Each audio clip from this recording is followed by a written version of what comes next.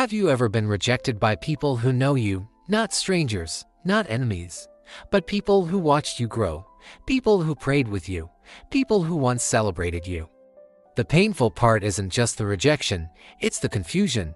You ask God, why would you allow them to walk away? Why would you let familiar faces become distant?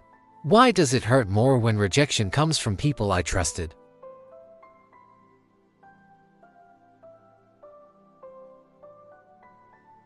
And in the next few minutes, I'm going to show you why God permits rejection from familiar faces when it means spiritually, and how this kind of rejection often proves that God is about to elevate you. Stay with me, because this message may explain a season you thought was punishment but is actually preparation.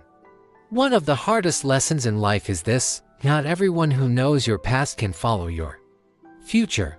Familiar faces are familiar because they knew you before the growth, before the calling became visible, before God started stretching you.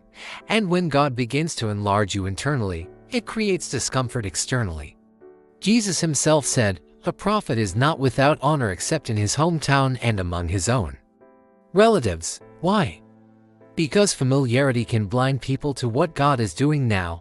They remember who you used to be, your old mistakes, your previous limitations.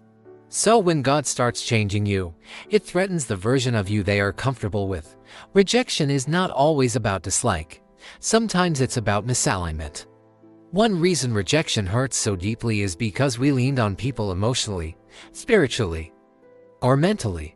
And sometimes, without realizing it, we place people where only God belongs. So God allows rejection not to harm you, but to reposition your trust.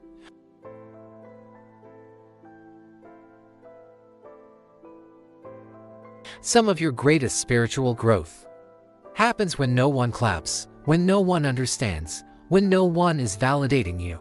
Because God doesn't want you addicted to approval. He wants you anchored in obedience. Rejection detaches you from human affirmation so you can fully attach to divine direction. Here's something most people miss.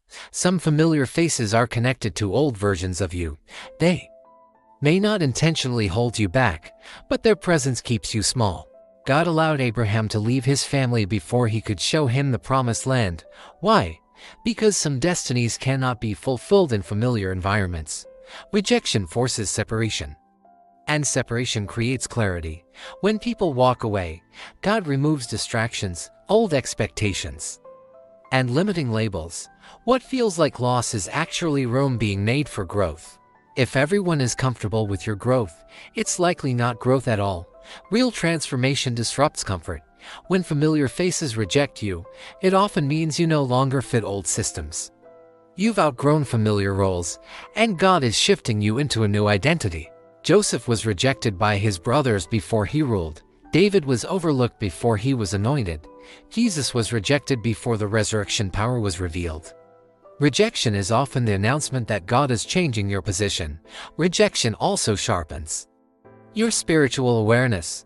You begin to understand who is assigned for seasons, who is meant to walk with you long term, and who is only there for comfort, not calling.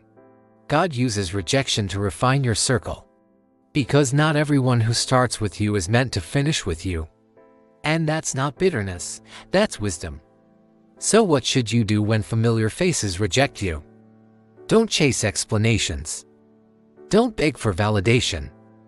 Don't try to shrink yourself to be accepted. Instead, ask God what He's teaching you.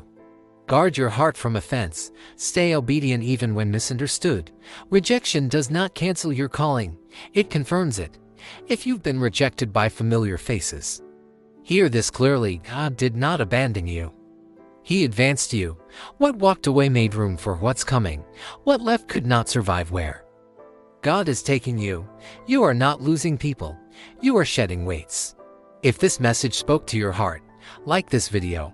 It helps more people hear this word. Subscribe if you want messages that strengthen your faith. And comment below: God is using rejection for my elevation. And if you know someone struggling with rejection from familiar faces, share this with them, because what they think is rejection may be God's redirection.